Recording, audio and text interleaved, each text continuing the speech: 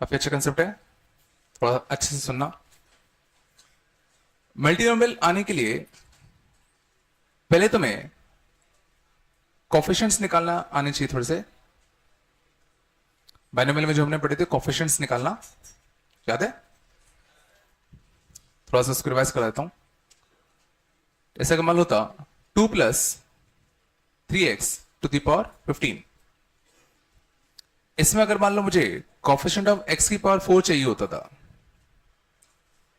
कैसे करते थे? तो कोफिशिएंट ऑफ x की पावर 4 चाहिए तो हम क्या सोचते थे, इस वाले टर्म पर कितनी पावर चढ़ाएं ताकि x की पावर 4 बन जाए। तो इस पर कितनी पावर चढ़ाने से x की पावर 4 बनेगा? 4। तो इस पर 4 चढ़ाने से x की पावर 4 मिलता। और याद करो इस पर जो भी चढ़ाते थे nc वही आता था। तो कितना आएगा? 15c4। इस पूरे टर्म पर 4, इस पूरे टर्म पर 4 और बची हुई पावर्स इस पे जाती, बची हुई पावर्स इस पर जाती।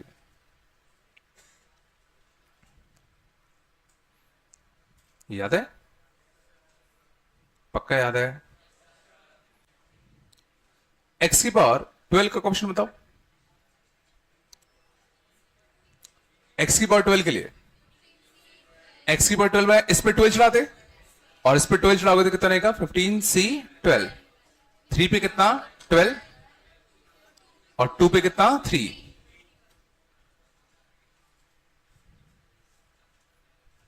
इतना सबको याद है? और बताओ 5 माइनस का 2x स्क्वायर की power 16, coefficient of x to the power 6। 5 minus 2x square to the power 16, हमें चाहिए x की पावर 6 चाहिए। तो x की पावर 6 बनाने के लिए इस पर कितनी पावर चढ़ाएं? 3। तो 16c3, इस पूरे पे 3, तो -2 पे कितना चढ़ेगा? 3 और 5 पे कितना चढ़ेगा? 13 आएगा ना। 3 इस पे गए तो बचे 13 इस पे जाएंगे। देखो ये अगर नहीं आता तो पूरा टॉपिक चला जाएगा ना, सुन लो अच्छे से ना, नहीं आता हो तो। ठीक है, मान लो अपन को अगर चाहिए x की पावर 14, तो इस पर कितने चढ़ाते? 7। तो कितना आता? 16c7। -2 पे कितना? 7 और इस पे 7 गए तो इस पे कितने आते? 9। तो 5 पे कितने आता? 9।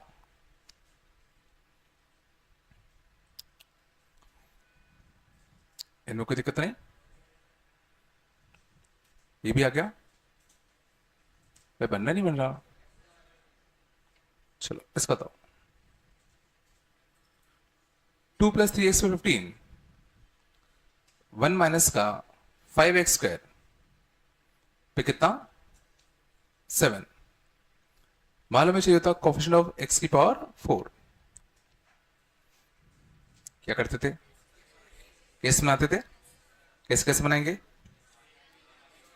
यहां से x की पावर 4, यहां से x की पावर 0, यहां से x की पावर देखो सिर्फ इवन वाली मिलेंगी। यहां से x की पावर 2, तो यहां से x की पावर 2, यहां से x की पावर 4, यहां से x की पावर 0। समझ में आता है? अब इस केस का आंसर चाहिए तो देखो यहां कांस्टेंट टर्म, तो पूरा का पूरा 7 जब 1 पे जाता तो कांस्टेंट आता 1। यहां से x की पावर 4 का कोफिशिएंट, तो x की पावर 4 बनाने के लिए इस पर कितने चढ़ाते? 4 और इस पे 4 चढ़ाओगे तो 15c कितना आएगा? 4। तो 15c4, इस पे 4 और इस पे 11, तो 2 पे 11 इंटू कितना? 3 पे 4। 2 पे 11 इंटू कितना? 3 पे 4। या इस केस का आंसर बताओ। इस पे 2, तो जो हमें एक्स स्क्वायर का क्वेश्चन चाहिए, एक्स स्क्वायर का क्वेश्चन कब मिलता है? जो इस पर कितना चढ़ता? 1 और इस पे 1 चढ़ाओगे तो 7c क्या आएगा? 1 और इस पूरे पे 1, तो नेगेटिव आता पॉजिटिव आता? इस पूरे पे 1 तो नेगेटिव पे 1 आता ना। तो कितना आता? 7c1 -5 पे कितना? 1। बोलो। और यहां से एक्स स्क्वायर का क्वेश्चन, इस पे 2 चढ़ता, इस पे 2 चढ़ाते तो कितना आता? 15C2, इस पे 2 और इस पे कितना 13, इस पे 2 और इस पे कितना 13, पक्का रहा है। इसका कांस्टेंट टर्म, तो जब पूरी की पूरी पावर इस पे चली जाए तो पूरी की पूरी पावर इस पे चले जाए 2 की पावर 15, यहां से x टू दी पावर 4 का कोफिशिएंट, तो x टू दी पावर 4 कब बनेगा, जब इस पे कितना चढ़ेगा 2 और इस पे 2 चढ़ा दे तो कितना था 7C2, इस पूरे पे 2 मतलब कितना आएगा 5 का स्क्वायर। देखो अगर इतना आता है तो बढ़िया है, पक्का इतना। तो ये तो हमने सीखा कि बाइनोमियल एक्सपेंशन में कोफिशिएंट्स निकालने का तरीका, जब पावर तुम्हारा कैसा था सम पॉजिटिव इंटीजर, जब पावर पॉजिटिव इंटीजर था तो कोफिशिएंट कैसे निकालते हमने वो सीखा, ठीक है। अगला पार्ट मैंने तुम लोग को पहले नहीं बताया था, देखना देखना 1 plus x to the power n का expansion 1 plus n x n into n minus 1 upon 2 factorial x का square n into n minus 1 into n minus का 2 बाय 3 फैक्टोरियल x का cube and up to so on infinity तक। अब हम बात कर रहे हैं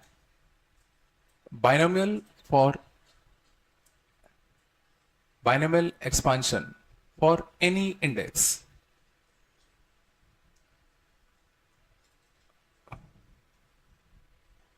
binomial expansion for any index, ठीक है। पहले समझना, हम लोगों ने जो बाइनोमियल एक्सपांशन पढ़ा था वो क्या था, पहले हमने जो बाइनोमियल एक्सपांशन पढ़ा था 1 plus x to the power n का, वो क्या था, क्या था बताओ, NC0, NC1 into x, NC2 into x का स्क्वायर अप टू कितना NCn x to the power कितना n, ये पढ़ा था। बट ये एक्सपांशन सोचो कब वैलिड था, ये एक्सपांशन कब वैलिड होता है, जब n कैसा हो तुम्हारा पॉजिटिव इंटीजर। क्यों क्यों, क्योंकि NCR NC1 ये सब तभी तो डिफाइंड होते थे जब, याद करो n कैसे होते थे नेचुरल नंबर्स, NC3 मतलब क्या n फैक्टोरियल, और फैक्टोरियल कब डिफाइंड होता है जब n कैसा हो नेचुरल नंबर। मींस ये एक्सपेंशन सोचो वैलिडिटी तब था जब n कैसा था नेचुरल नंबर था, समझ आ रहा है।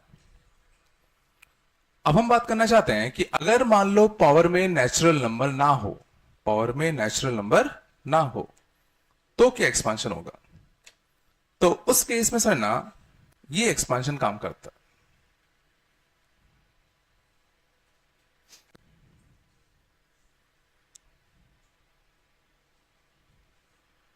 ठीक है। तो ना ये जो एक्सपांशन है this is true for all n, चाहे n नेगेटिव इंटीजर हो, चाहे n p by Q form का हो, इवन चाहे n पॉजिटिव इंटीजर का हो, ये हमेशा ट्रू है। This is true for all n, whether n is negative integer or positive integer or rational or anything.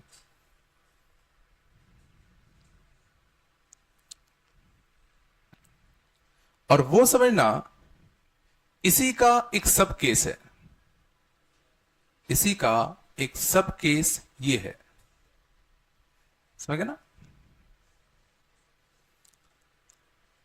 और एक्चुअल में सोचो दोनों सेम ही लिखे हैं, सोचो NC0 ही तो 1 होता है, NC1 n ही होता है, NC1 into x, NC2 into x का स्क्वायर, और NC2 की तो n into n minus 1 upon 2 फिर लिखते हैं, NC3 इंटू एक्स क्यूब, और NC3 को मैंने ऐसे लिख दिया। बस अंतर कहां है,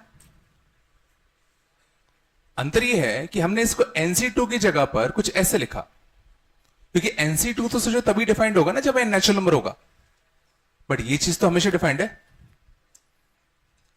NC2 नहीं लिख रहा इसको मैं, NC2 ये तभी होगा जब n कैसा होगा, नेचुरल नंबर होगा, बट उसके अलावा क्या, समझ गए ना, समझ आ रहा है मैं क्या बोल रहा हूं। पहली चीज समझ में आई, ठीक है, कि अगर पावर में नेचुरल नंबर ना हो तो ये एक्सपांशन हमेशा काम करेगा, नहीं है क्या। जैसे मान लो होता 1 + x⁻⁻1, इसका एक्सपांशन, तो 1 प्लस फॉर्मूले में रख रहा हूं सीधा n into x, n into x, n into n-1 upon 2 factorial x का स्क्वायर, बोलो n into n-1 into n minus का 2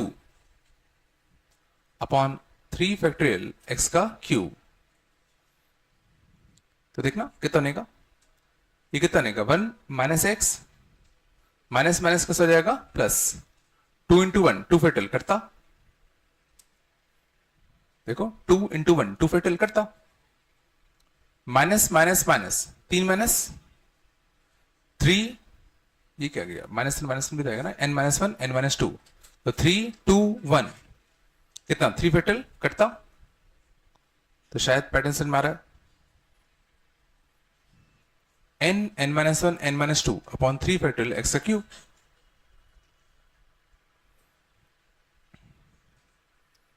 नहीं आ रहा ना।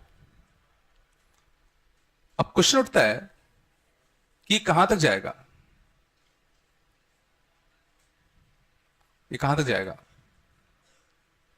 तो अगले टर्म में क्या था n n-1 n-2 n-3, क्या वो 0 होता,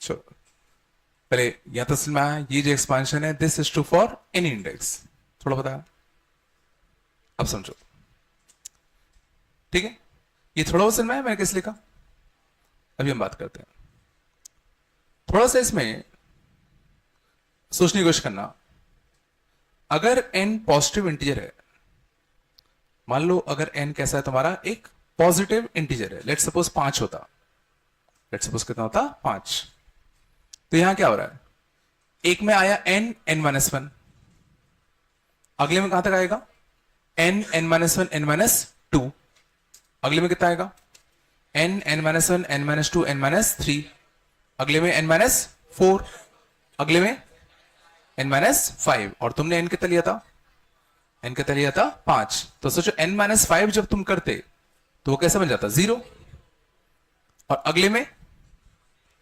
n n-1 up to n-5 into n-6, तो उसमें भी तो n-5 है, तो आगे जितने भी टर्म्स होंगे सब में n-5 होगा, आगे जितने भी टर्म्स होंगे सब में n-5 होगा, तो सोचो वो सारे टर्म 0 बनेंगे, मींस जब n तुम्हारा पॉजिटिव इंटीजर होगा तो समझना इस एक्सपांशन में कुछ फाइनाइट नंबर ऑफ टर्म्स होंगे, और कुछ टाइम बाद बहुत सारे टर्म्स तुम्हारे कैसे हो जाएंगे 0,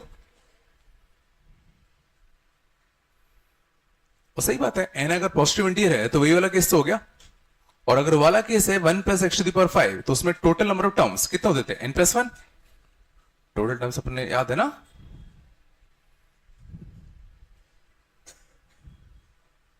थोड़ा सा आया, कुछ तो बोलो, अब अच्छे से गौर करना, अगर n मान लो होता सम नेगेटिव इंटीजर, मान लो n एक नेगेटिव इंटीजर होता, लेट्स सपोज -4 होता, n कितना होता -4, ध्यान देना अच्छे से, तो -4 यहां रखते, n की जगह क्या रखते -4 रखते, ठीक है, कितना था -4, और ये -4 -1 तो -5, तो -4 इंटू -5, नहीं है क्या, अगले में क्या होता -4 -4 -1 -5, और -4 -2 -6, अगले में क्या होता -4 -5 -6 -7, अगले में 4 5 6 7 8, क्या कभी ये जीरो बनता? समझ में आया? मीन्स सोचो जब n नेगेटिव इंटीजर होगा तो number of terms will be infinite. Means अगर n में नेगेटिव इंटीजर रख दूं तो उस बाइनोमियल एक्सपांशन में इनफाइनाइट टर्म्स होंगे। नहीं आया? समझ गए ना? ये सिंपल सी बात है। यहां n-2, n-3, n-4, n-5 इस टाइप के टर्म आएंगे और इनको जीरो करने के लिए n को तुम्हें कुछ पॉजिटिव रखना पड़ेगा ना। n को अगर तुमने नेगेटिव रख दिया तो थोड़ी जीरो होने वाला है, और अगर जीरो नहीं होगा तो ये सीरीज इन्फिनिटी तक चलेगी।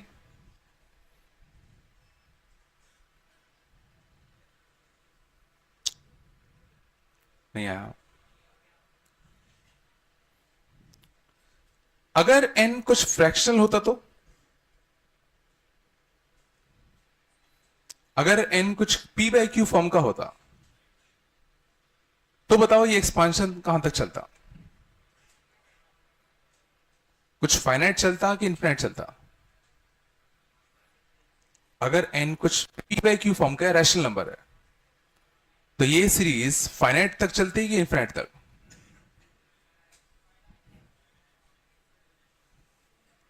तो सिंपल सी बात है, देखो n, n-1, n-2, n-3 ऐसे करते करते कुछ कुछ आते, बोलो 10 तक मान लो। अब n तुमने यहां रख दिया p बाई क्यू, n कितना रख दिया p बाई क्यू, तो क्या इसमें से कोई ब्रैकेट जीरो होगा? क्या इसमें से कोई ब्रैकेट जीरो हो पाएगा? क्या नहीं हो पाएगा। मीन्स अभी भी सोचो ऐसा कोई भी टर्म नहीं मिलेगा जो जीरो हो जाए। समझ में आ रहा है? मीन्स जब n p by Q form का होगा तो भी सोचो नंबर ऑफ टर्म्स इस एक्सपांशन में कितने होंगे? नंबर ऑफ टर्म्स कितने होंगे? इनफिनिट।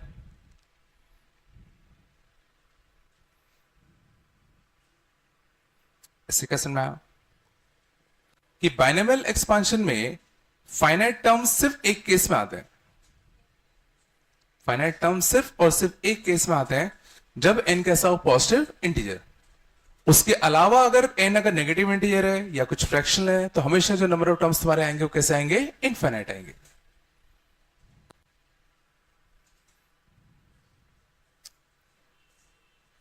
पहली चीज आएगी, नहीं है क्या?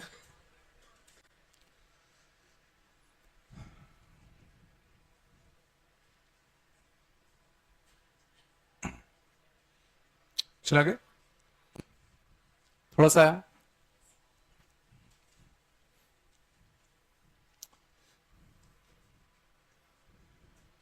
तो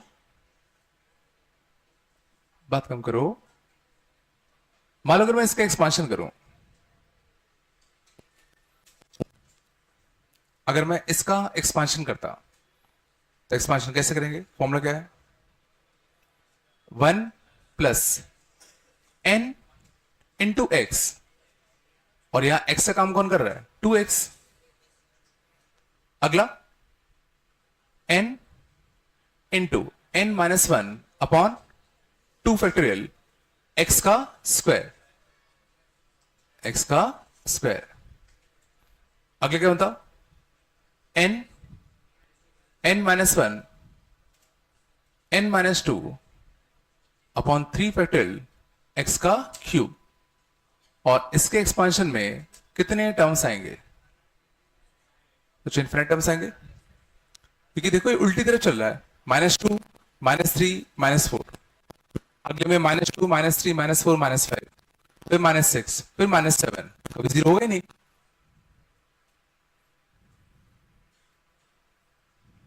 नहीं आया ना? तो तुम ये सोच सकते हो इसके एक्सपांशन में x की कौन कौन सी पावर्स तुम्हें मिली? इसके एक्सपांशन में x की कौन कौन सी पावर्स तुम्हें मिली? बच्चों x के 1 भी मिला, 2 भी मिला, 3 भी मिला, 4, 5, 6, 7 अप टू इन्फिनिटी तक। मीन्स इसके एक्सपांशन में हमें x की सारी पावर्स मिलेंगी।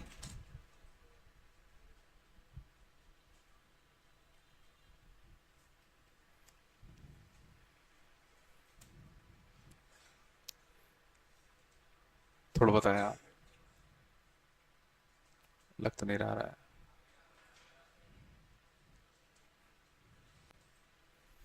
ठीक है, तो मैं ये कह सकता हूं इस केस में हमें x की पावर 0 से लेके मैक्सिमम कहां तक मिलेगा, x की पावर n तक।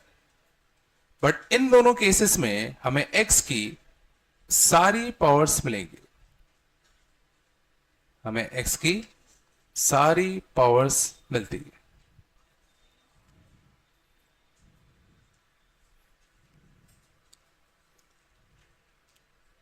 थोड़ा बता रहा है, बस देखो तुम्हें ये एक्सपांशन याद होना चाहिए और इतना फील होना चाहिए कि अगर n पॉजिटिव इंटीजर होगा तो नॉर्मल बाइनोमियल हो गया, बट अगर n पॉजिटिव इंटीजर नहीं होता तो उस बाइनोमियल एक्सपांशन में इनफिनाइट टर्म्स होते हैं, और अगर इनफिनाइट टर्म्स होंगे तो x की इनफिनाइट पावर्स मिलेंगी, मींस x की हमें सारी पावर्स मिल रही होंगी।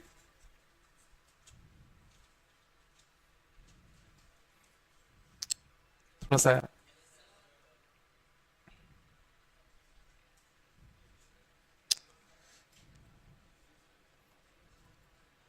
तो क्या मैं कोएफिशिएंट ऑफ x की पावर r बता सकता हूं in 1 plus x to the power n? Obviously n यहां पर कुछ भी हो सकता है, 1 plus x to the power n में coefficient of x to the power r क्या बता सकते हैं? ना यहां n जरूरी नहीं कि पॉजिटिव इंटीजर हो। देखो याद रखने के लिए हम लोग याद उसी से रखेंगे कि x की पावर r बनाने के लिए इस पर कितना चढ़ाना पड़ता, r, और r चढ़ाते तो कोएफिशिएंट कितना था, एनसीआर आता।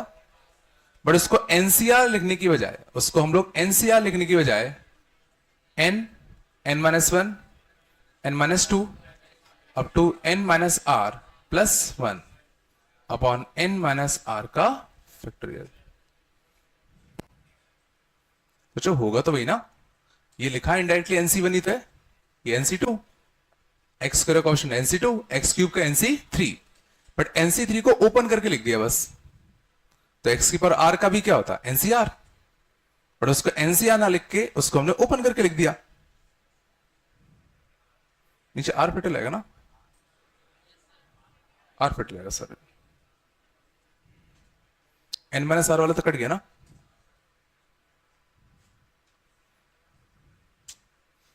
नहीं है क्या, ये नहीं है क्या?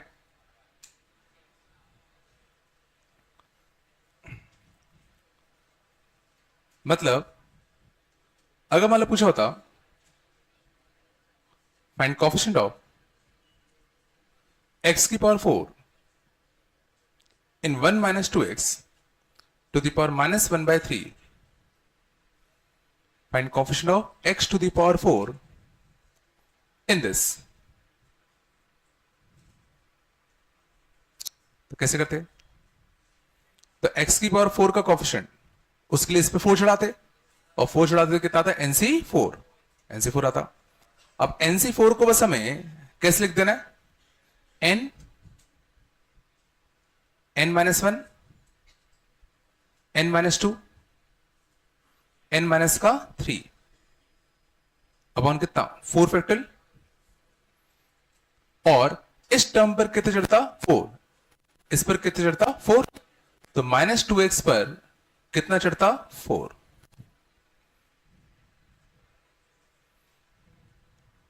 ये अब नहीं आ रहा होगा,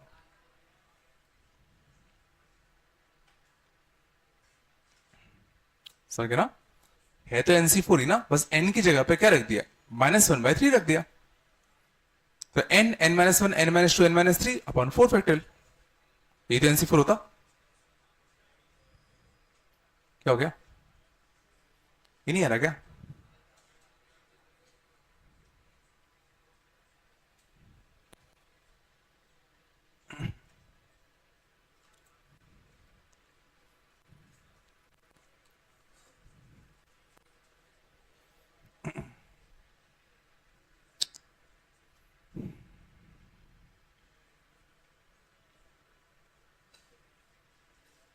चलो इतना असल में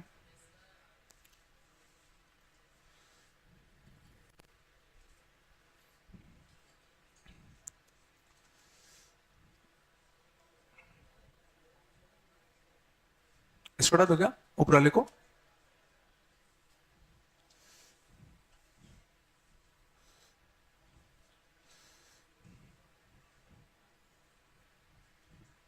चलो आगे चले।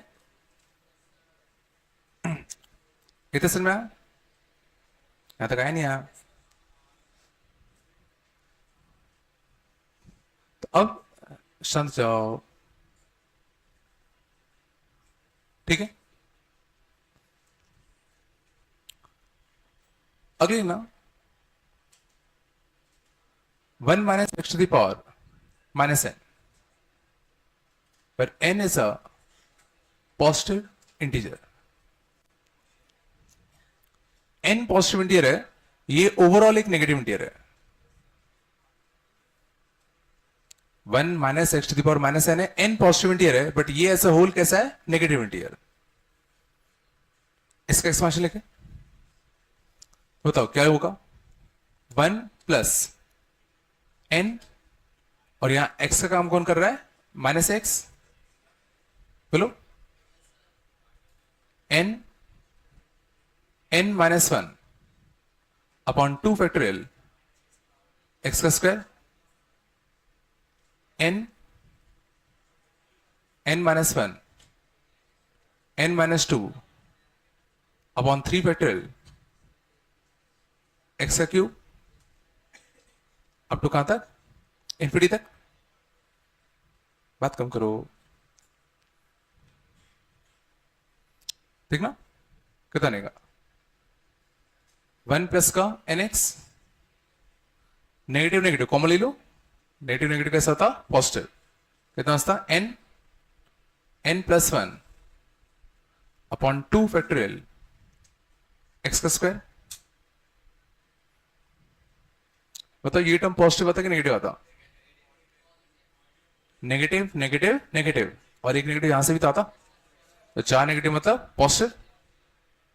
तो n plus 1 n plus 2 upon कितना, 3 फैक्टोरियल x का क्यूब, इन्फिनिटी तक जाएगा। इन्फिनिट तक जाएगा कि नहीं आएगा, इन्फिनिट तक जाएगा कि नहीं जाएगा, क्योंकि पावर कैसा है, नेगेटिव इंटीजर है, ठीक है। इसको हटा दो, बोलो अब गौर करना, शांत जाओ। नंदना n कैसा था, पॉजिटिव इंटीजर था, तो इसको मैं ले सकता हूं 1 plus nc1 into x, nc1 ही तो n होता ना। इसको देखो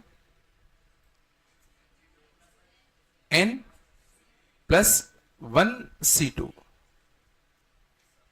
सोच लो n प्लस 1c2 क्या होगा, n plus 1 into n by 2, ये है क्या।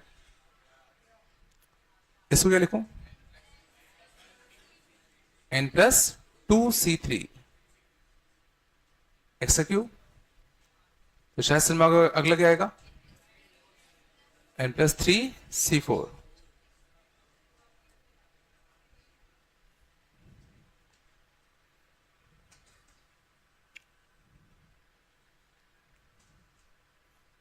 नहीं आया, इसलिए हम इसको एनसीआर के फॉर्म में क्यों लिख पा रहे हैं, क्योंकि n पॉजिटिव इंटीजर था, ये ओवरऑल एक नेगेटिव इंटीजर है, बट n तो पॉजिटिव है ना। तो क्या अब तुम इसमें देख के बता सकते हो कि कोएफिशिएंट ऑफ x की पावर r कितना आएगा, कोएफिशिएंट ऑफ x की पावर r, पैटर्न देखो, तो यहां 2 है तो यहां 2, यहां 3 है तो यहां 3, यहां 4 है तो यहां 4, तो x की पावर r का कोएफिशिएंट में नीचे क्या आएगा, r, यहां 3 तो यहां एक कम 2, यहां 4 तो यहां एक कम 3, n plus r minus 1 C r, और ये है सबसे इंपॉर्टेंट फॉर्मूला।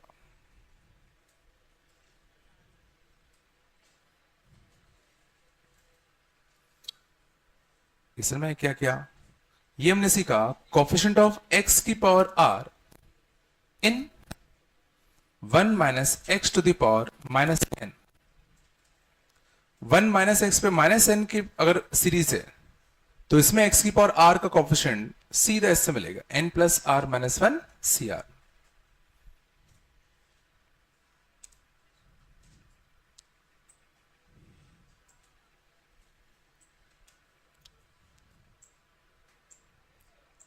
बिल्कुल नहीं आ गया,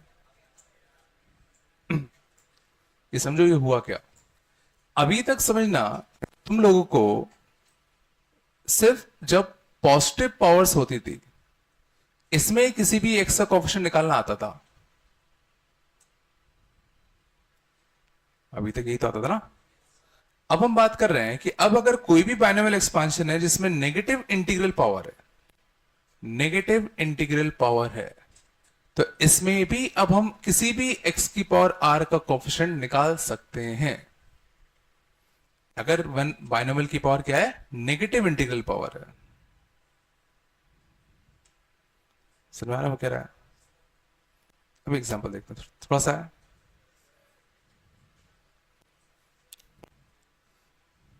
ठीक है, इसको हटा तो क्या,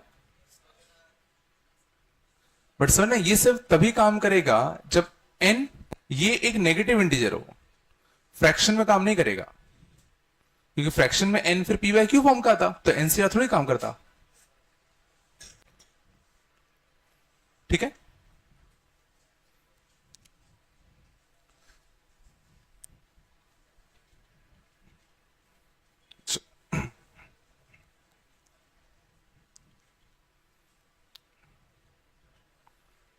आया थोड़ा बहुत इतना, तो देखना एग्जांपल देखना। फाइंड कोफिशिएंट ऑफ x की power 6 in 1 minus x to the power minus 5। बात कम करो। Find coefficient of x to the power 6 in the expansion of this thing. तो पहले तो तुम्हें ये पता होना चाहिए कि इसके एक्सपांशन में x की कौन कौन सी पावर्स तुम्हें मिलेंगी, कौन कौन सी पावर्स मिलेंगी। तो है इसमें हमें x की सारी पावर्स मिलेंगी, हमें सारी मतलब समझ में आ रहा है। इसकी इसमें x की पावर 1000 भी मिलेगा, 10,000 भी मिलेगा, x की पावर 1 लाख भी मिलेगा, सब मिलेगा। ये नॉर्मल बाइनोमियल की तरह नहीं है कि भाई टर्म्स लिमिटेड हो, इसमें टर्म्स इंफिनिटी तक जाएंगे, तो x की सारी पावर्स मिल रही होंगी, तो पक्का x की पावर 6 में मिल ही जाएगा। तो 1 हमने क्या फॉर्मूला पढ़ा है कि 1 minus x to the power minus n, इसमें कोफिशिएंट ऑफ x की पावर r कितना होता है, n plus r minus one C r, ये होता है। तो सिंपली x की पावर 6 बनाने के लिए सिंपली सोचो इस पर कितना चढ़ाना पड़ता। तो x की पावर 6 बनाने के लिए इस पर कितना चढ़ाना पड़ता, 6। तो r के लिए कितनी हो गई, 6। n की value 1 minus x to the power minus n compare करूं तो n की वैल्यू ध्यान देना +5 है, ना कि -5। एक तो माइनस पहले से ही है ना, जो बचा वो n है। समझ में आ रहा है। तो फॉर्मूला छापते हैं, तो n plus r minus one C r, और इस पर कितना चढ़ता, 6, इस पर कितना चढ़ता, 6। तो आंसर कितना आ गया तुम्हारा, 10c6।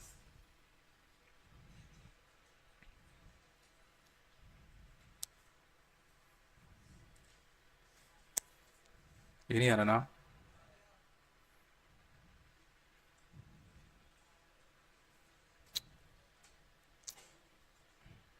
सही में आ रहा है। और देखो मान लो coefficient of x to the power 100 in 1 minus 2x पे -3। Coefficient of x to the power 100 in 1 minus 2x to the power minus 3 मिलेगा कि नहीं मिलेगा? x की पावर 100 इसके एक्सपांशन में मिलता कि नहीं मिलता? क्योंकि इसमें इनफिनिट टर्म से तो इसमें x की सारी पावर्स मिलेंगी, तो पक्का x की पावर 100 भी मिल जाएगा। तो कंपेयर करें तो n कितना है यहां पे? n कितना है? 3। r हम ऐसे सोचते हैं कि इस पर क्या चढ़ाएं ताकि x की पावर 100 मिल जाएगा। इस पर क्या चढ़ाओगे ताकि x की पावर 100 मिल जाए? 100। तो r कितना होगा? 100। फॉर्मूले में शब्द है n plus r minus 1 CR। और ध्यान देना, प्लस 2x पे 100 चढ़ाऊं कि माइनस 2x पे 100 चढ़ाऊं?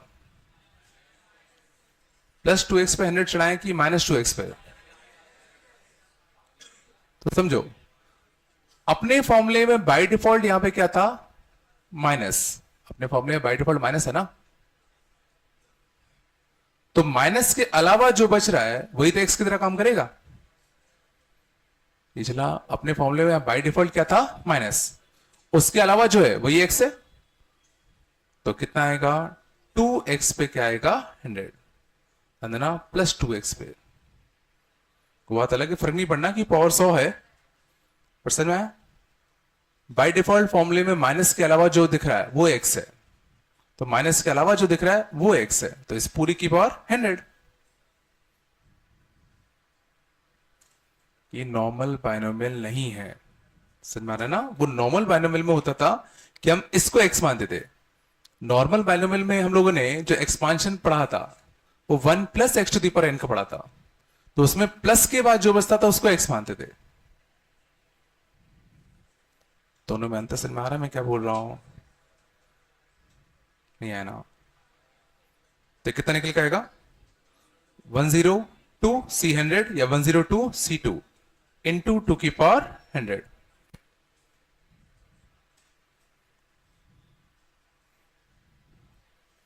थोड़ा सा आया।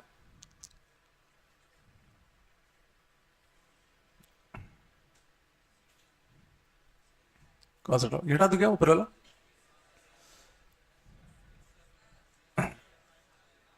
हाँ चे छाप रहे हो क्या? नहीं, ये वाला पार्ट छाप रहे जल्दी।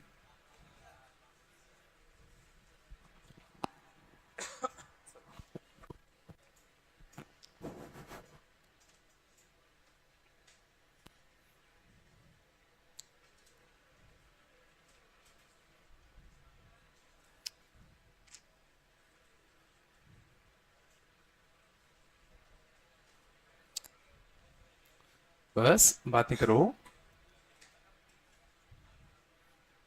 हटा तो पूरा लिखो।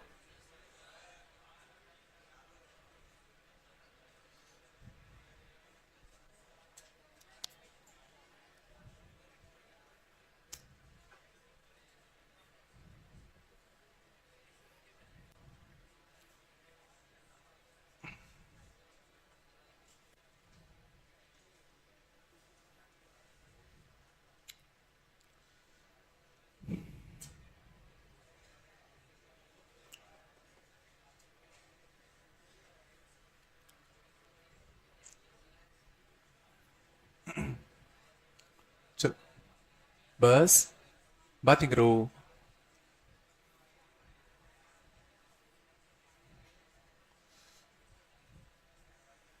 चलो आगे चले और देखना, शांत। मान लेता कोफिशिएंट ऑफ x की पावर 10 1 माइनस 3x कर पे माइनस 4। बात कम करो। Coefficient of x to the power 10 in 1 minus 3x square to the power minus 4।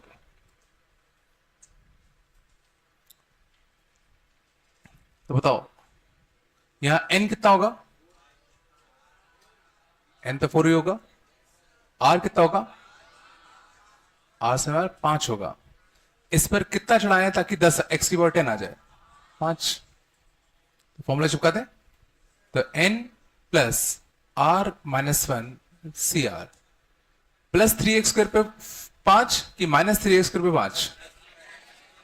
तो formula 1 minus x to the power minus n है, तो 1 माइनस के अलावा जो दिख रहा है वही x है, तो प्लस 3x² पे कितना 5 सनमाया, तो 8c5 इंटू कितना 3 टू दी पावर 5, ये आंसर होता।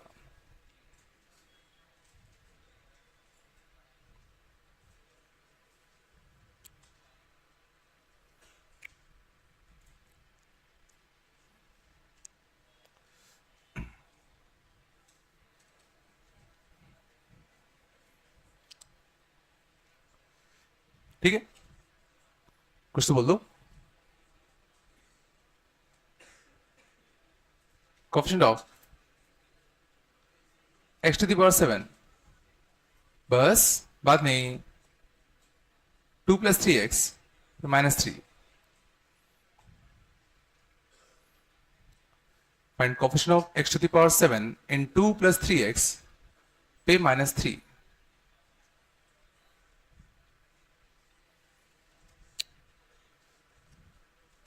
n कितना होगा? n कितना होगा 3 प्लस 3 होगा ना। r कितना होगा? r कितना होगा 7। और बताओ क्या करें, और कुछ दिक्कत नहीं है?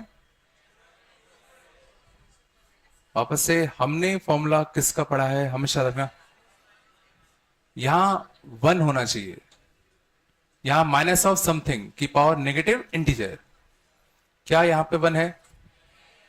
तो सबसे पहले हमें यहां 1 लाना पड़ेगा। यहां 1 लाने के लिए 2 को कॉमन ले लो, 2 को कॉमन लेते तो 2 की पावर माइनस 3 बन के बाहर निकलता, 2 को बाहर लेते तो 2 की पावर माइनस 3 बन के बाहर निकलता ना। यहां से 2 कॉमन लिया तो 1 प्लस का कितना था 3x/2। पहला क्वेश्चन में हमें यहां पे 1 चाहिए ना, पकाया। और हमने एक्सपांशन पढ़ रखा है 1 minus x to the power minus n का, ये स्टेप समझाया। 1 minus something to the power negative integer, और अब हमें क्या चाहिए x की पावर 7, तो उसके लिए इस पर कितना चढ़ाना पड़ेगा 7, तो r कितना होगा 7 और n कितना होगा 3, तो ऑप्शन कितना आएगा 1/8 n plus r minus 1 C r, और माइनस 3x/2 पर कितना चढ़ता 7, माइनस 3x/2 पर कितना चढ़ता 7, तो फाइनल आंसर क्या आ गया 1/8, 7 3 10 माइनस 1 9, 9c7 और माइनस 3/2 पे कितना 7।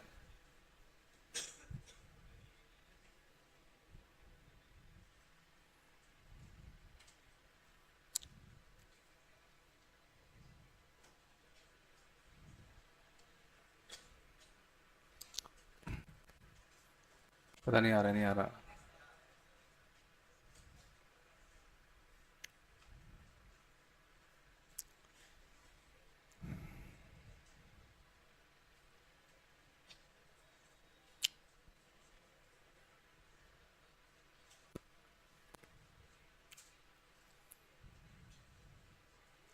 ठीक है, इतना सीख गए।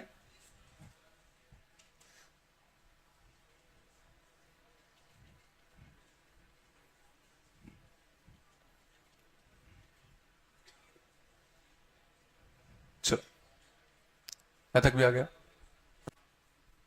अगला था ना,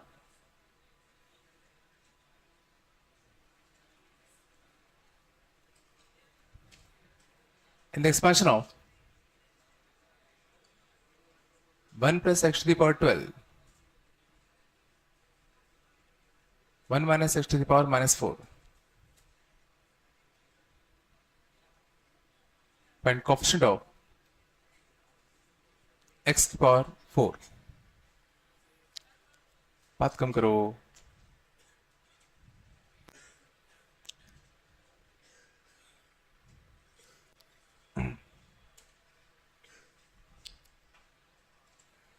चलो सुना क्वेश्चन क्या है? 1 plus x to the power 12 and 1 minus x to the power minus 4। इसमें हमें कोएफिशिएंट ऑफ एक्स की पावर 4 चाहिए। तो पहले तो मुझे बताओ यहां से एक्स की कौन कौन सी पावर्स मिलेगी? यहां से एक्स की सारी पावर्स मिलती है। यहां से एक्स की कौन कौन सी पावर्स मिलेगी?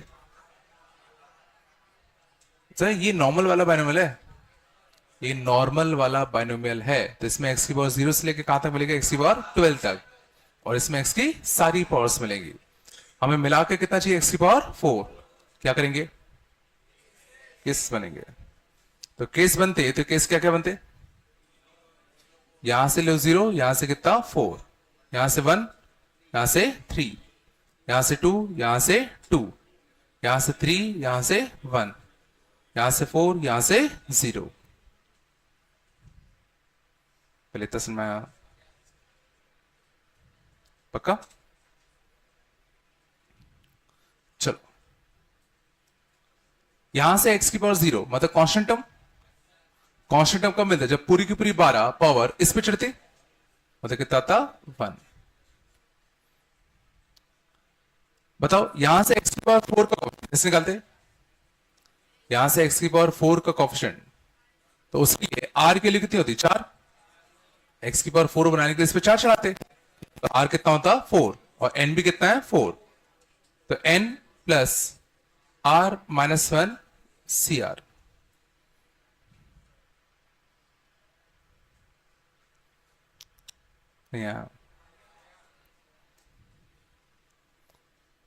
इसका इसका आंसर बताओ।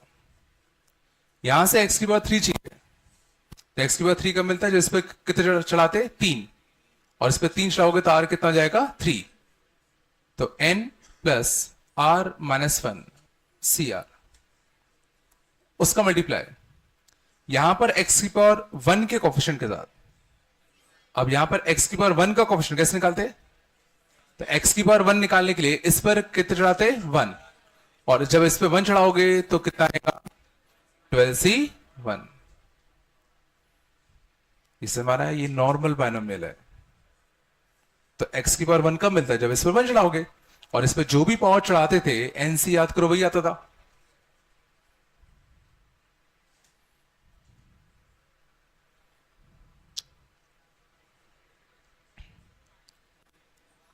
इसका तो एक्स की पावर 2, तो आर कितना हो जाएगा? 2।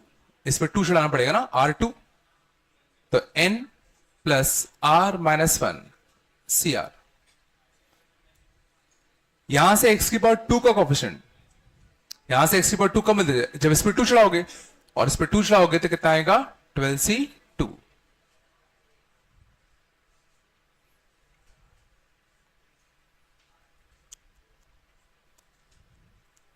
बिल्कुल ही बनना ना। इसका आंसर बताओ। एक्स की पावर 1, तो आर कितना हो गया? 1। तो चाहो तो शुरुआत के दो टर्म याद रखा करो। 1 plus n into x, 1 plus n into x, शुरुआत के दो term. 1 plus n x plus n into n minus 1/2 x square. तो शुरुआत के दो टर्म तो याद रख ही सकते हो ना। तो एक्स की पावर 1 का कोएफिशिएंट कितना आएगा? 4। और यहां पे एक्स की पावर 3, तो इस पे 3, तो 12c3। इसका कांस्टेंट टर्म, कांस्टेंट टर्म कितना आएगा? 1। यहां से एक्स की पावर 4, तो इस पे कितना चल रहा है? 4, तो 12c4।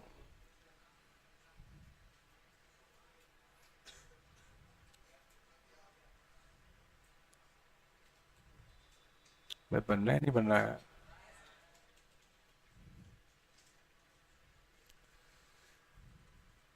सही में आ रहा है?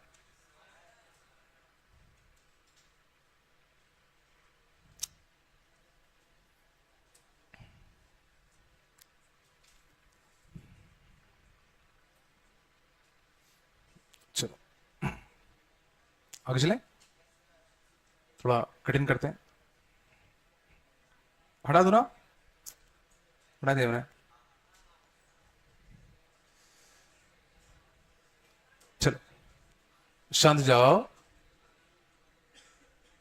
अगला होता ना,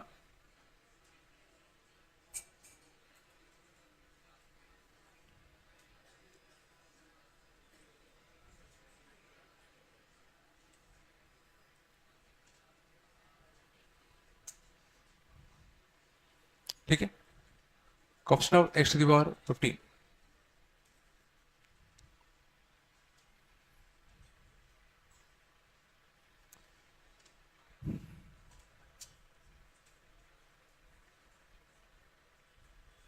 क्या करेंगे तो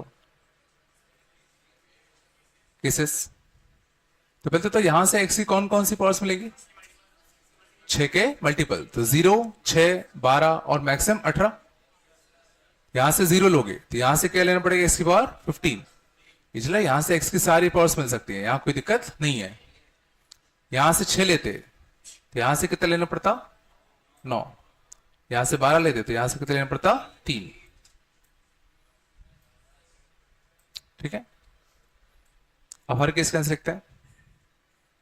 पहले केस का, हमें एक्स की पावर 15 चाहिए, तो इस पर कितना चढ़ाओगे, 15, तो आर कितना हो जाएगा, आर कितना होगा 15, एन कितना 3, तो n plus r -1 C r, और इस 2x पर क्या चढ़ता 15, तो प्लस 2 की पावर कितना 15, इस पर 15 भी चढ़ाते, और इसका मल्टीप्लाई यहां पर कांस्टेंट टर्म के साथ, कांस्टेंट टर्म पूरा का पूरा 3 पावर इस पे चढ़ाते, तो कितना आता 1।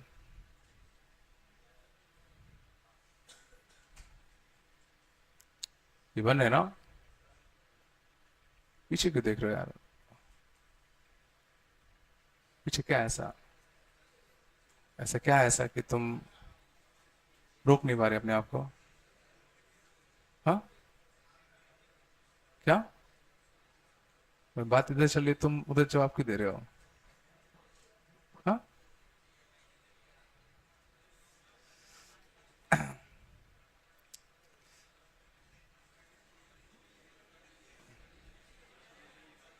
चलो,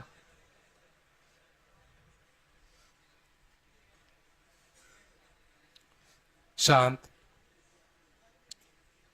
ठीक है,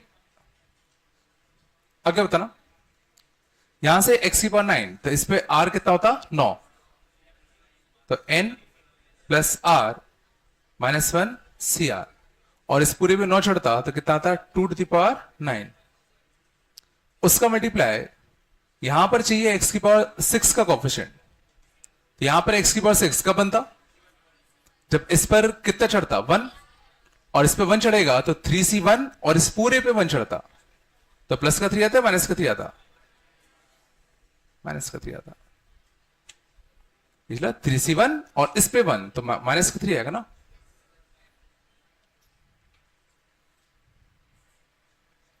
सही में आ रहा है इसका, बताओ, तो n3 आर भी कितना 3, तो n plus r -1 C r, इस पर कितना चढ़ता 3, और यहां से कितना चाहिए x की पावर 12, तो x की पावर 12 कम मिलेगा जब इस पर कितना चढ़ाओगे 2, तो 3c2 इस पूरे पे 2, तो पॉजिटिव के नेगेटिव, पॉजिटिव आता, ना इस पूरे पे 2 चढ़ाओगे तो नेगेटिव नेगेटिव पॉजिटिव हो जाएगा ना,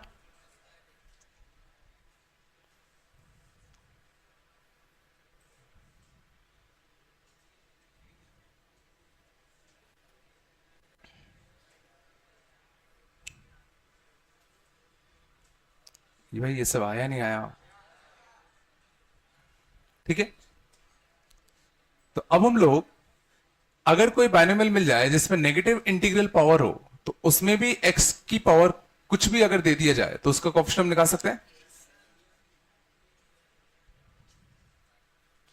थोड़ा बताया,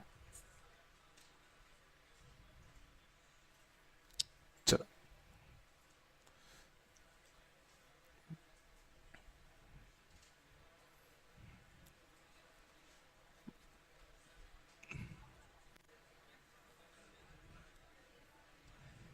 आगे चले, एक अच्छा एक तुम लोग कर दो बस, दो कर दो बस, बात कम करो।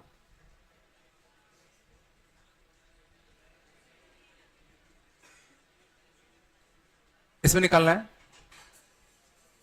कोएफिशिएंट ऑफ x की पावर 6 x की पावर 100, या बात कम करो। देखो मैं बाहर निकालूंगा तो यहां से नहीं निकालूंगा, है ना, पूरा बाहर निकालूंगा, चुपचाप रहो, है ना, ठीक है।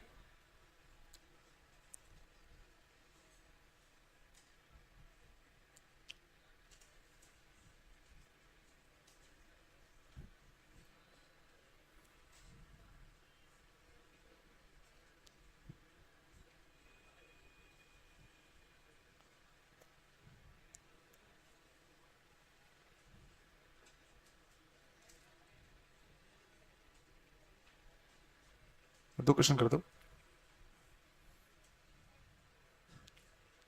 जल्दी से।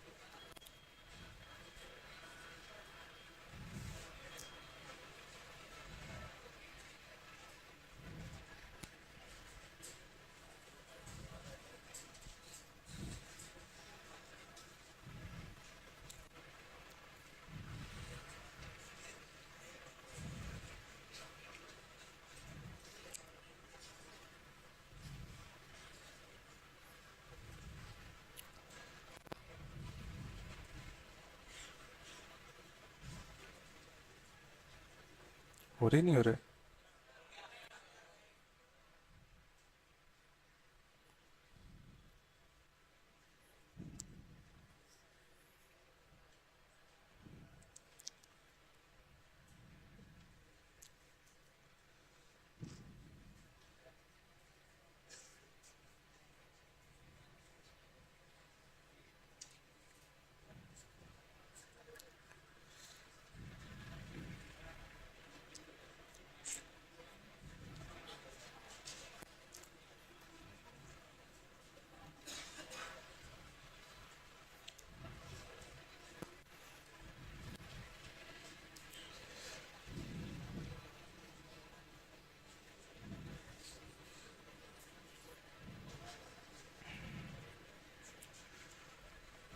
चलो देख लिया क्या? पहले केस में x की पावर 6 चाहिए, तो इस पर कितना चलाना पड़ेगा? 3, तो r3 हो गया, तो इसका n कितना हो गया? 5, तो n plus r minus 1 C r plus 3x square पे 5 की माइनस 3x स्क्वायर 5, -3x² पे कितना, सॉरी 3 चलेगा। x की पावर 100 बनाना है तो इस पर कितने चढ़ाओगे, 50। r कितना होगे, 50। तो n प्लस r -1 CR, और इस पूरे पे 50 चढ़ता तो -3 पर कितना चढ़ता, 50। पहले के ये आए थे। अगले में x की पावर 14, यहां से उठाओ x की पावर 14, यहां से उठाओ x की पावर 0, यहां से 5, यहां से 9, यहां से 10, यहां से 4, बस 3 केस बनेंगे। यहां से x की पावर 14 तो r कितना हो गया, 14। तो n प्लस r -1 CR, यहां से कांस्टेंट टर्म कितना आएगा, 1। यहां से 9 तो r के लिए 9 हो गई, तो n प्लस r -1 CR। यहां से x की पावर 5 तो x की पावर 5 को मैं जैसे 1 चढ़ाते तो 4C1 इस पूरे पे 1, तो माइनस का 4C1 ये था।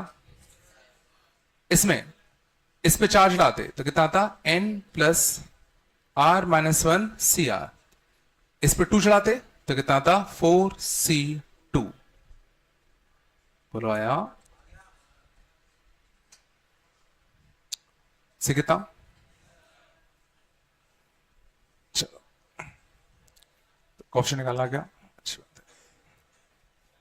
अब से क्या हो गया, हाँ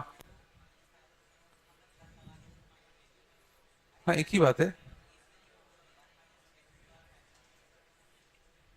ये, हाँ एक ही बात है। हाँ फाइनल ऐसे ही आया कि नहीं आया। चल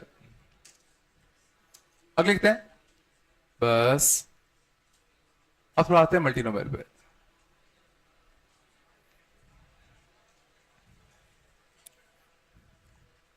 चल देखना इसमें क्या होगा, बस बात कम करो। फाइंड टोटल नंबर ऑफ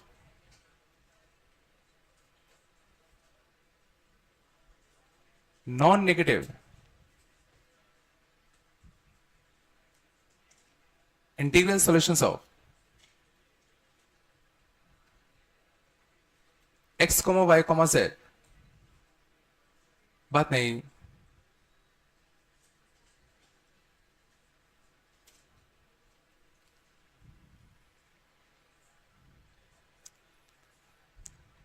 ठीक है शांत। Find total number of non negative integral solutions of x y z so z x plus y plus z is equal to कितना, 10। इसका पहले मतलब समझ आ रहा है कि x y z के तुम कितने ट्रिपलेट्स ढूंढ सकते हो ताकि इन तीनों का सम करने पे 10 आए। एग्जाम्पल के तौर पे जैसे एक होता 1 3 6, एक होता 2 5 और 3, ऐसे बहुत सारे ट्रिपलेट्स होते। तो पता करने के ऐसे कितने ट्रिपलेट्स होंगे ताकि इन तीनों का सम कितना होना चाहिए, 10 होना चाहिए। पहले क्वेश्चन आया। और नॉन नेगेटिव मतलब नेगेटिव नहीं हो सकते, तो या तो 0 होंगे या 0 से बड़े होंगे, और सिर्फ इंटीजर होने चाहिए, सिर्फ इंटीजर होने चाहिए। ठीक है, तो देखना इसको करने का पहला तरीका,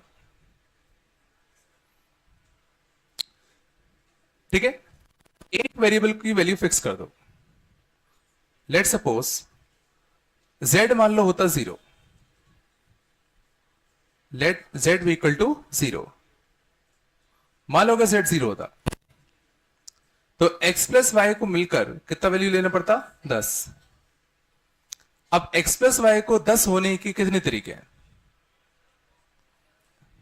देखते हैं।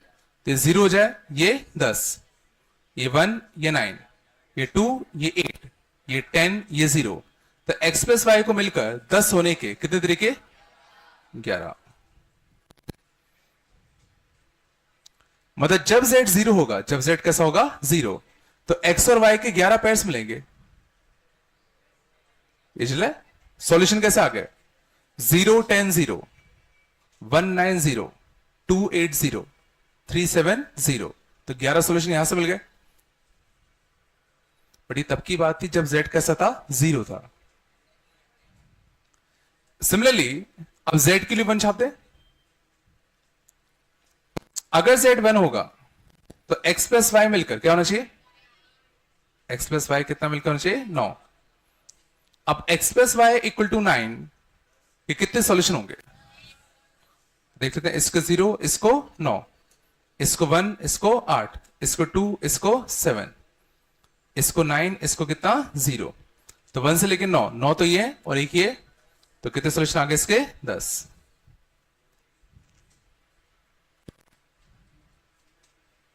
कुछ नहीं आ रहा लगता है, सही में आ रहा है?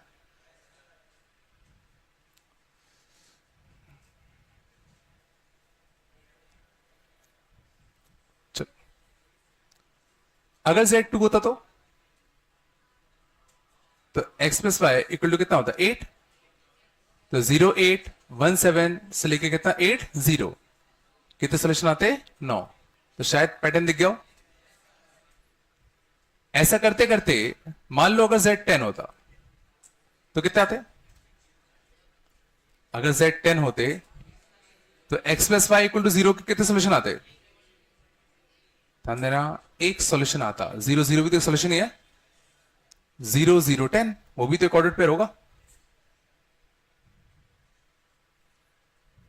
तो कुछ पैटर्न दिखा। 11 10 9 8 7 6 अप टू कहां तक? 1 तक।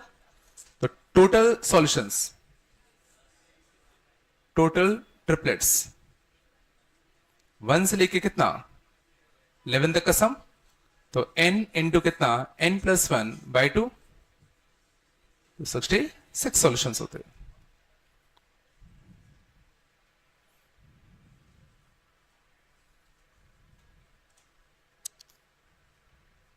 नहीं चल रहा क्या?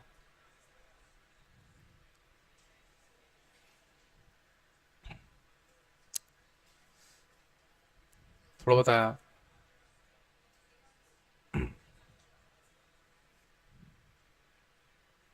पक्का? ठीक है, तो एक तो तरीका ये था कि गिन लो।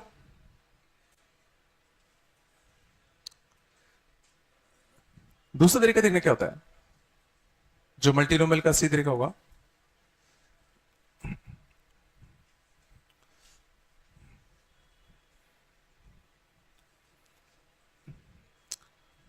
शांत जाओ, अच्छे से देखना। x plus y plus z, बात कम करो, इक्वल टू में क्या चाहिए? 10 चाहिए। x कौन कौन सी वैल्यूज ले सकता है बताओ जरा? 0 देखो, नॉन नेगेटिव तो नेगेटिव नहीं हो सकता, 0 हो सकता है, 1 हो सकता है, 2 हो सकता है, ठीक है ना, 3 4 अप टू कुछ भी हो सकता है। y कौन कौन सी वैल्यू ले सकता है? 0 1 2, है ना। z कौन कौन सी वैल्यू ले सकता है? 0 1 2 सो, है ना। तो सर ना मल्टीनोमियल में क्या करते हैं, x जो जो वैल्यूज ले सकता है तो हम x के करस्पॉन्डिंग एक सीरीज लिखेंगे। इसमें a का कोफिशिएंट वो सारी वैल्यूज आएंगी, a की जो पावर है वो सारी वैल्यूज आएंगी जो जो x ले सकता है। तो x क्या ले सकता था? 0। x 1 वैल्यू ले सकता था, x 2 वैल्यू ले सकता था। x जो जो वैल्यूज ले सकता है उन सबको मैंने यहां पावर में लिख दिया। y जो जो वैल्यूज ले सकता है तो y के करस्पॉन्डिंग एक सीरीज लिख दो, और y जो जो वैल्यूज ले सकता है उन सबको पावर में दे दो। सेम z के लिए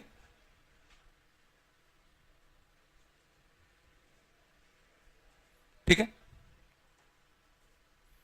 देखा हमने क्या किया, simply x y z variables जो जो वैल्यूज ले सकते हैं उन सबको हमने यहां पावर्स में चिपका दिया। तो हम 3 सीरीज मिल गई मल्टीप्लिकेशन में। तो हमें बस ये पता करना है कि इन तीनों सीरीज के प्रोडक्ट में कोफिशिएंट ऑफ ए की पावर जो भी यहां होगा वही अपना आंसर होगा। इन तीनों सीरीज के प्रोडक्ट में, ठीक है ना, हमें क्या ढूंढना है? बस कोफिशिएंट ऑफ ए की पावर, ये चीज। अब क्वेश्चन उठता है कि इन तीनों सीरीज का प्रोडक्ट करे कैसे? तो ये देखो, बड़ी अच्छी सीरीज लिखी है। ये क्या लिखा है? एक इन्फिनिट जीपी। ये क्या लिखा है? एक इन्फिनिट जीपी। इन्फिनिट जीपी का सम कितना था? ए अपॉन 1 माइनस आर। ए क्या है? First term. फर्स्ट टर्म कितना है? 1 अपॉन 1 माइनस कॉमन रेशियो कितना है? कॉमन रेशियो कितना है? ए। तो ये सीरीज ये बनती। ये series infinite GP, first term 1, common ratio a. ये series first term 1 upon 1 minus common ratio a. तो ये कितना बन गया? 1 अपॉन 1 माइनस ए का होल क्यूब। और इसको अगर मैं ऊपर लाऊंगा तो क्या बनेगा? 1 minus a to the power कितना? -3। और इसमें हमें क्या ढूंढना था? Coefficient of a to the power कितना? 10। और इसमें हमें coefficient of a to the power 10 निकालना, अभी सीखा था। इसमें coefficient of a to the power 10 कैसे निकालेंगे? इस पर कितने चढ़ाते? 10। और इस पर 10 चढ़ाओगे तो आर कितना होगा? 10। एन कितना होगा? 3। तो n plus r minus 1 C r. तो कितना आएगा? 12c10 या 12c2। और 12c2 कितना होता है? 12 इंटू 11 बाय 2, मतलब कितना? 66।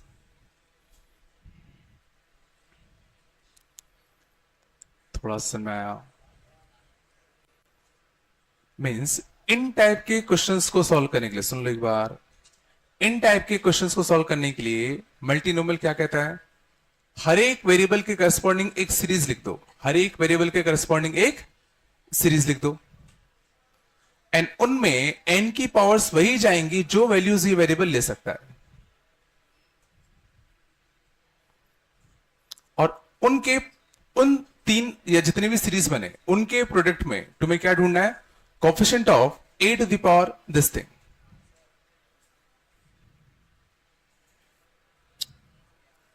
नहीं है ना?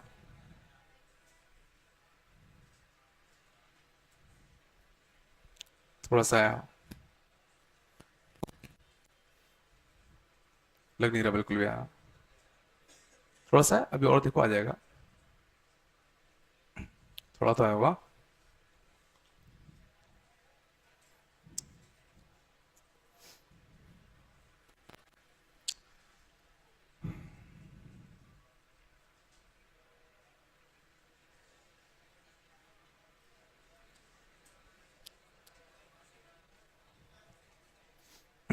तो क्या तुम लोग कितनी बात करते? तुम लोग को मन नहीं भरता क्या बात करके? तुम लोग बस कितनी बात कर सकते तुम लोग? हाँ, इन्फिनिट। क्या करोगे बड़े होके? प्रवक्ता बनोगे क्या? हाँ, 2 लोग ज्यादा बोलते हैं, एक प्रवक्ता और एक जो लोग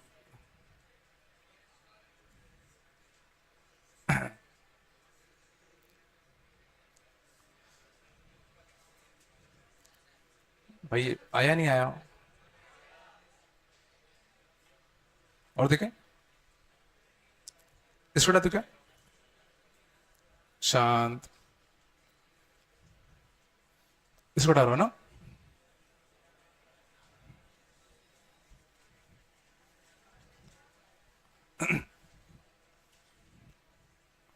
बात कम करो, बस शांत जाओ। और देखना, सेम क्वेश्चन है, find number of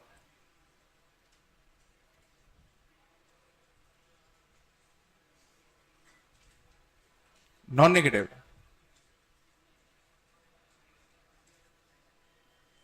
integral solutions of x plus y plus z plus डब्ल्यू इक्वल टू 15।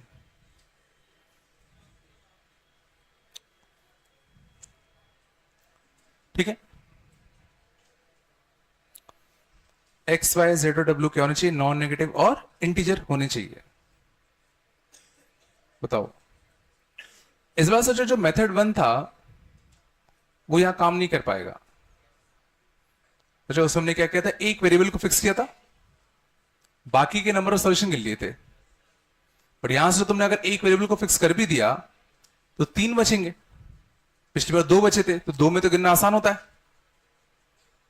समझ में आ रहा है? तो यहां प्योर मल्टीनोमियल लगाना पड़ेगा। तो मल्टीनोमियल लगाने के लिए क्या करते हैं, हर एक वेरिएबल के करस्पॉन्डिंग क्या लिख दो, सीरीज।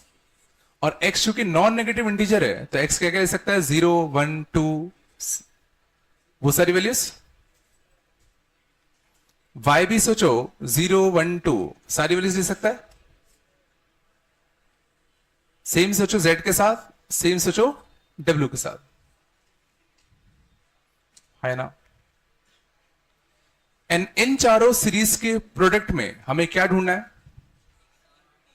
क्या ढूंढना है, कोफिशिएंट ऑफ, क्या ढूंढना है, coefficient of a to the power कितना, 15।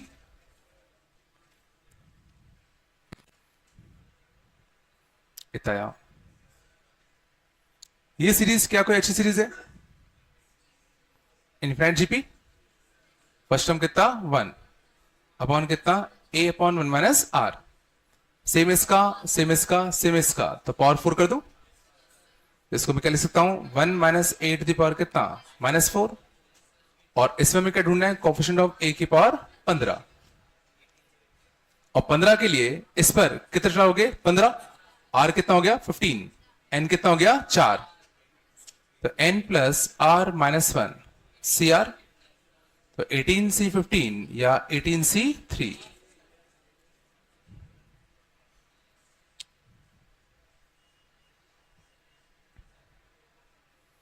क्या हो गया, नहीं आएगा?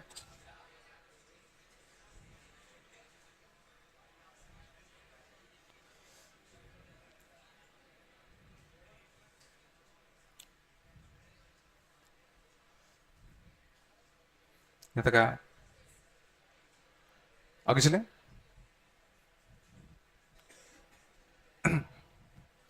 अगर मैं इसको, शांत हो जाओ, अगर मैं इसको जनरलाइज करना चाहूं, x1 plus x2 plus x3 up to xn, और अगर ऑल होता, all are non negative integers, all are non negative integers. मान लो मैं इसको जनरलाइज करना चाह रहा हूं कि तुम्हारे पास मान लो n वेरिएबल्स है और इन सबका सम कितना करना है, k, और सबके सब नॉन नेगेटिव इंटीजर्स हैं, मतलब सबके सब क्या है, 0 से इन्फिनिटी तक, सबके सब क्या है, 0 से लेके इन्फिनिटी तक।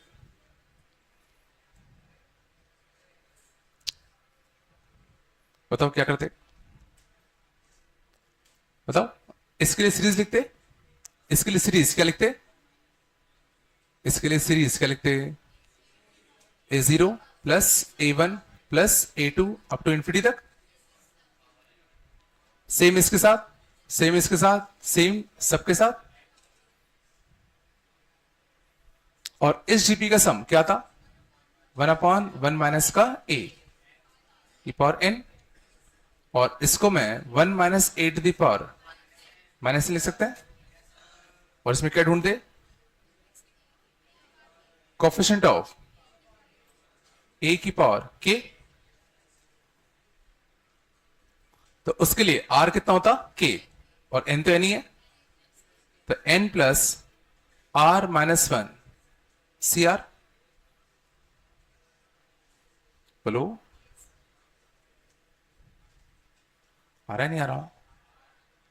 या इसको मैं ये भी लिख सकता हूं, k प्लस n माइनस 1 सी n माइनस 1 एक ही बात है, एनसीआर को मैंने एनसीएन मैंने सा लिख दिया।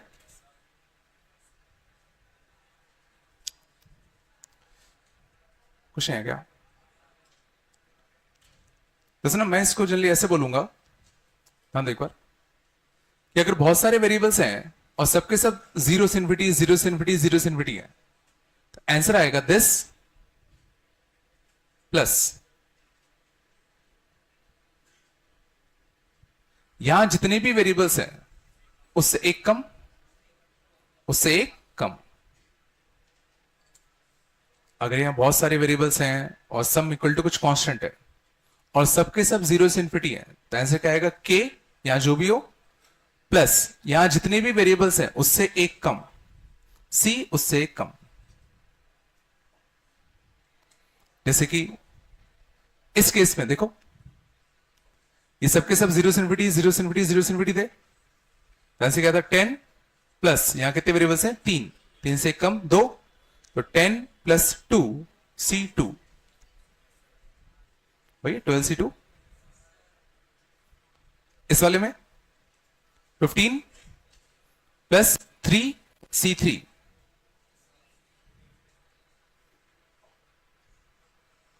ये आ रहा है नहीं आ रहा भाई?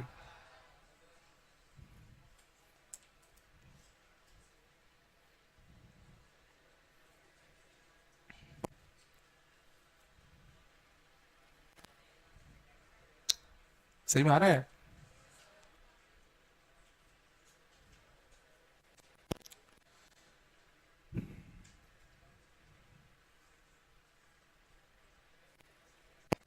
आगे चले, इसको तो गया।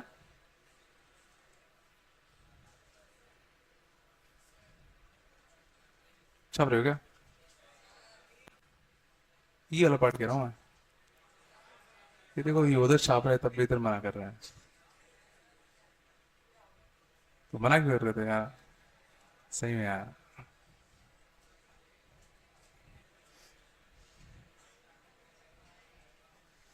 चलो, यहां तक आया, शांत। अगली ना, बात कम करो। अगला केस देखना,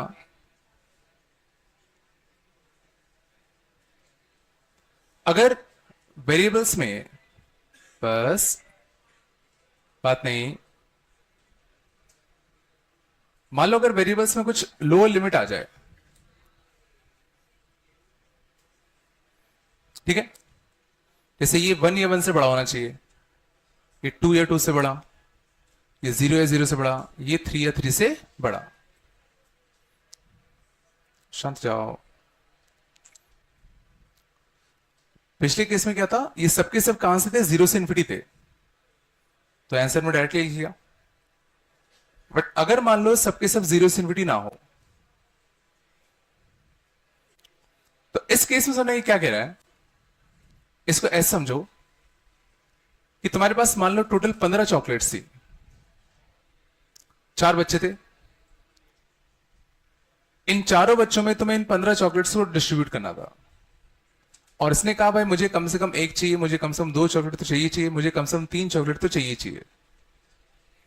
ठीक है, अगर किसी की कोई डिमांड अगर नहीं होती, तो आंसर अपने देखा था क्या आया था। बट अगर लोअर लिमिट आ जाए, तो इसको करने के लिए शांत रहो थोड़ा सा, जिसकी जितनी भी लोअर लिमिट है उतना उसको दे दो। तो इसको 1 दे दो, इसको 2, इसको 3, 3 2 5 1 6, कितनी चली गई? 6 चली गई। तो 15 में से 6 चॉकलेट चली गई, तो बचे कितनी? 9। तुमने जाके चुपके से इसकी जेब में 1 चॉकलेट रख दी, इसकी जेब में 2, इसकी जेब में 3, फिर दोबारा पूछा अब बताओ तुम्हें कितनी चाहिए, तो वो क्या बोलेगा? अब कितना भी दे दो चलेगा, अब कितना भी दे दो चलेगा। और अब सोचो ये कौन सा केस बन गया? पहला वाला, जब सबके सब 0 से इन्फिनिटी थे, तो इसका आंसर कितना आएगा? 9 प्लस 1 कम 3, तो 12C3। सरमाया कि अगर लोअर लिमिट वाला केस आ जाए तो जिसको जितना चाहिए पहले उतना दे दो और सबको जीरो से इन्फिनिटी पे ले आओ, क्योंकि हमने जो रिजल्ट पढ़ रखा है वो किसका था, जीरो से इन्फिनिटी का था।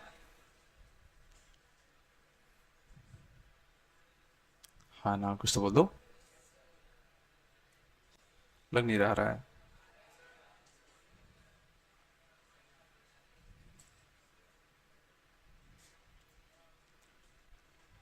नहीं,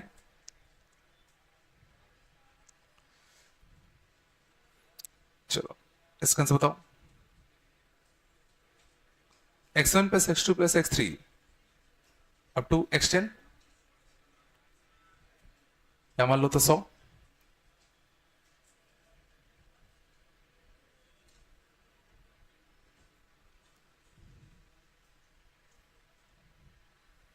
क्या करते, इसको 1 चाहिए, इसको 2, इसको 3, इसको कितना 10, तो कितनी चलेगी, 1 से लेके 10, n इंटू सॉरी 10 इंटू 11/2 मतलब 55 चलेगी। तो 100 में से 55 चॉकलेट चली गई तो बची कितनी, 45। और अब सोचो सबकी लिमिट क्या होगी, ग्रेटर देन इक्वल टू कितना, 0। तो 45 प्लस 10 से 1 कम 9, तो 45 प्लस 9 54 C9, 45 प्लस 9 C9। नहीं, नहीं आ रहा क्या,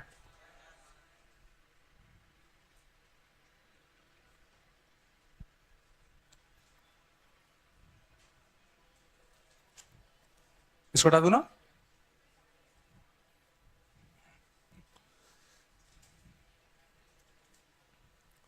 ठीक है, इसको भी ध्यान देना, हम सीरीज से भी कर सकते थे, बट इससे डायरेक्टली दिख रहा है तो ऐसे कर लिया करो ना। अगला केस देखना, अगर अपर लिमिट हो, इसमें पहला is greater than equal to के,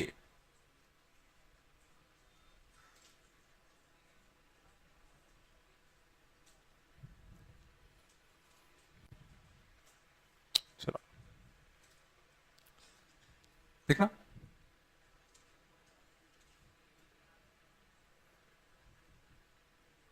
मान लो ये 15 होता, इसकी लिमिट होती 0 से लेके 15, इसकी होती 0 से लेके 20, इसके 0 से लेके 16, इसके 0 से लेके 21। बात नहीं करो,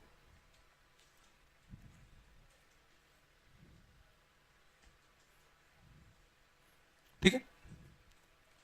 अच्छे से जानता हूं, हमने एक रिजल्ट याद कर रखा है, कौन सा,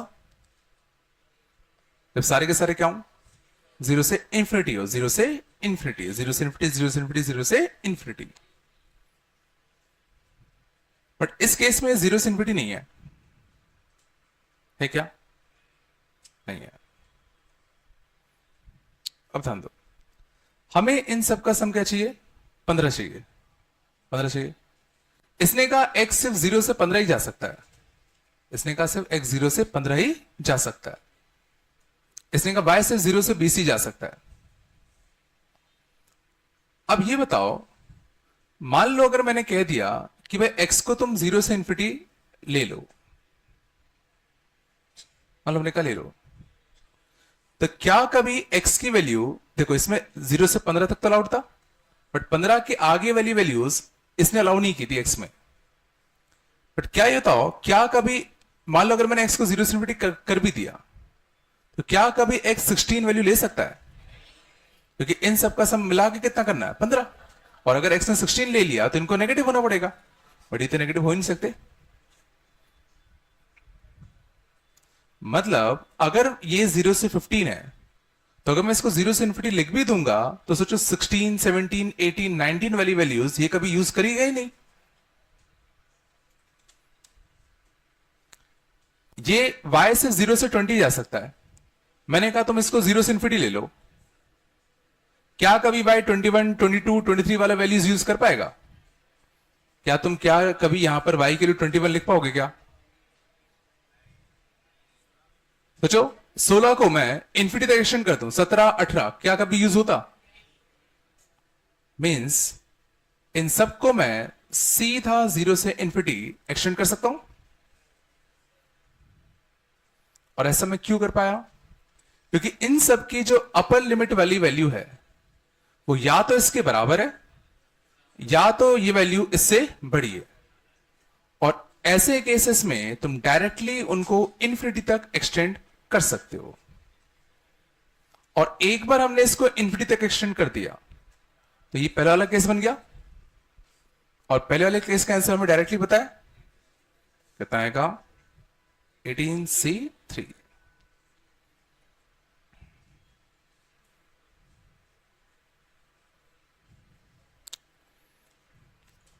नहीं आया? ठीक है, मतलब अपर लिमिट है तो सही, बट वो किसी काम की नहीं है ना। थोड़ा सा आया।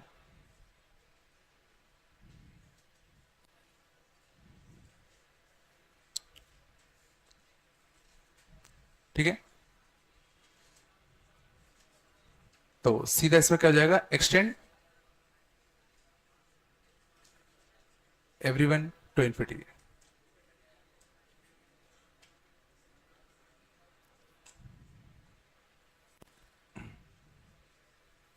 क्या तक?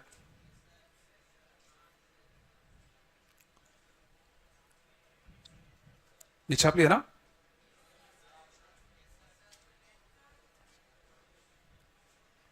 बात नहीं करो। तो शायद समझ में आ गया होगा। एक केस में दिक्कत आएगी,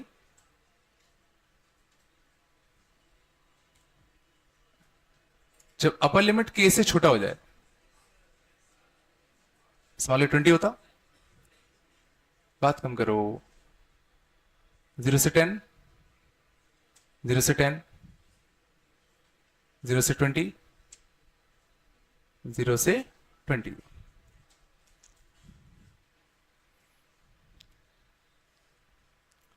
तो इसमें क्या तुम बता सकते हो हम किन किन को इन्फिनिटी तक एक्सटेंड कर सकते हैं?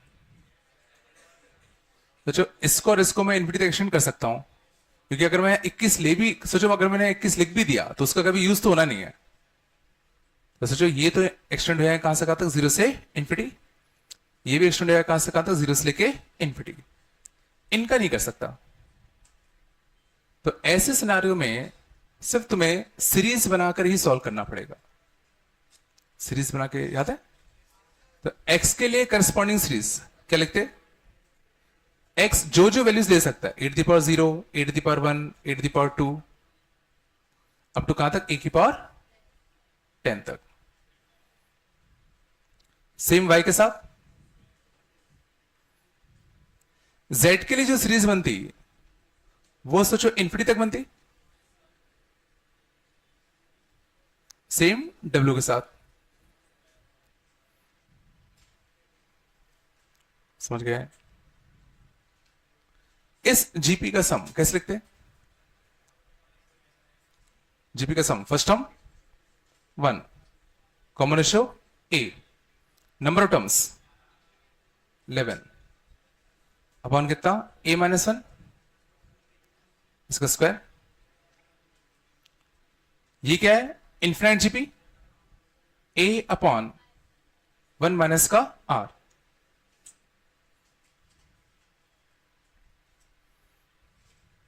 बिल्कुल नहीं आ रहा ना? इसको पलट दे, इसको पलट दे, ये बनेगा 1 माइनस ए की पावर 11 का होल स्क्वायर। ये 1 माइनस ए का स्क्वायर और 1 माइनस ए का स्क्वायर, तो ओवरऑल कितना जाएगा? 1 माइनस ए की पावर कितना? -4। और इसमें हमें क्या ढूंढना है? Coefficient of a to the power कितना? 20।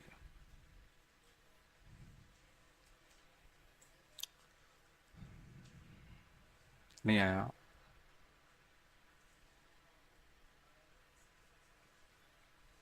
कुछ तो बोल दो। अब 8 × 20 कैसे निकालें? केसेस, यहां से 20, यहां से 0, यहां से 11, यहां से 9। पहले केस का आंसर, यहां से 20, तो n plus r minus 1 CR, और यहां से कांस्टेंट टर्म कितना आएगा? 1। यहां से 9, r के लिए 9, तो n plus r minus 1 CR, यहां से 8 × 11, तो इस पे 1 चढ़ता, तो 2C1, और वो भी नेगेटिव का। तो फाइनल आंसर क्या? 23C3 माइनस 2C1 इंटू कितना? 12C3, 12C3।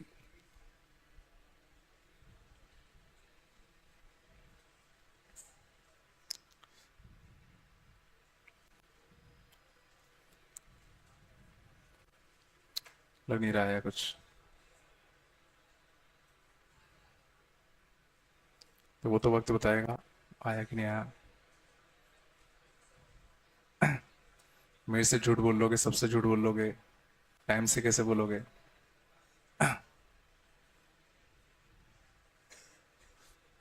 यहाँ तक आया? ठीक है, सिर्फ केसेस क्या है? सबसे सिंपल केस कौन सा है? 0 से इन्फिनिटी वाला, सारे 0 से इन्फिनिटी, सीधा आंसर।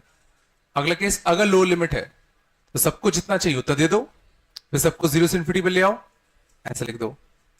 थर्ड केस, अगर अपर लिमिट है लेकिन अपर लिमिट की वैल्यू k के बराबर है या बड़ी है, तो सीधा इन्फिनिटी तक एक्सटेंड कर सकते हो। सिर्फ एक केस में दिक्कत आती है, जब अपर लिमिट को छोटा पड़ जाए, तो सिंपली उस केस में सीरीज लिखो, कोफिशिएंट फाइंड करो।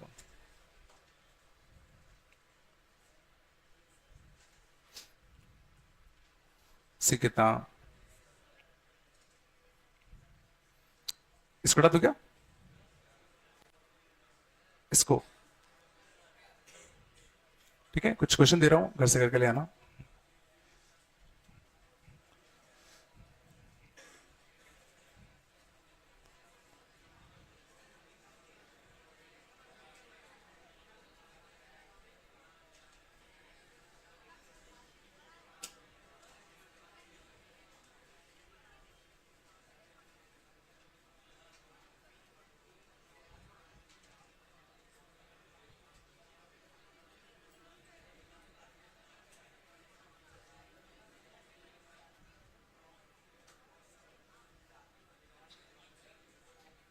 हाँ, क्या?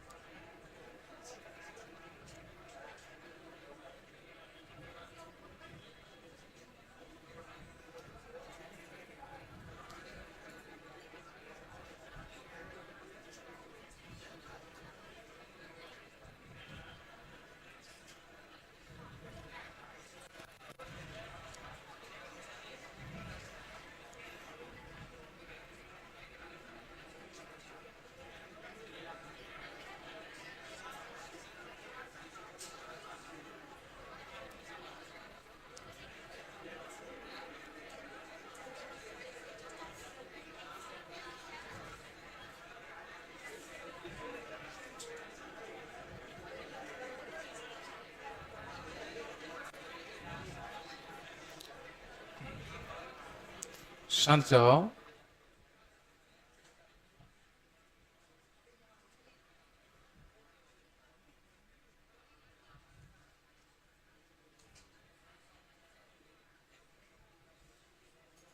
ठीक है, छुट्टी कर लो बस।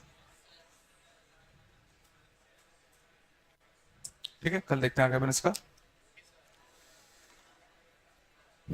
ठीक है।